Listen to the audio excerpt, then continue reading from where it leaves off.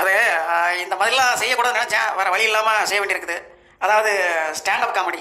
மூக்கு புடப்பா இருந்தா சில நேரத்தில் இப்படி எல்லாம் யோசிக்க தோணும். ஒரு அப்பா அவன் பையனை எரும மாடு திட்டிகிட்டே இருந்தாராமா. அவன் கோச்சிக்கிட்டு மலைக்கு மேலே ஏறிட்டானாமா. இப்போ எப்படி திட்டுவாரு? மலை மாடுன்னு. இதே மாதிரி தான் இன்னொரு அப்பா அவங்க பையனை வெட்டி பயலே அப்படின்னு திட்டிகிட்டே இருந்தாராமா. அவன் கோவப்பட்டு போய் ஒரு பிரெட் அண்ட் பட்டர் கடையில் வேலை செஞ்சானாமா. எதுக்கு? கடலுக்குள்ள கொப்ப நண்டு வரைக்கும் தின்னுட்டு இருப்பான். அவன்கிட்ட கேடு பதில் சொல்லுவான். அவன் ஒரு பெரிய வெண்ண வெட்டி அப்படின்னு ப்ரூவ் பண்ணுவதான் சேர்ந்துருக்கான். சரி, அப்பா பத்தி பேசின போதும், வேற ஒரு சப்ஜெக்ட் பேசுவோம். உங்க வீட்டுக்குள்ள பாம்பு புகுந்துராம இருக்கிறதுக்கு ஒரு சூப்பர் ஐடியா இருக்கு. என்ன தெரியுமா? என்னவா இருக்கும்? எனக்கு என்னடா தெரியும். இப்போ குடுகுடுன்னு ஓடி போய் காம்பவுண்ட் வெளியில போய் நின்னுக்குங்க.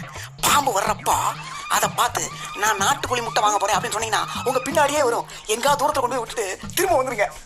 கண்டிப்பா வழி தெரியாது.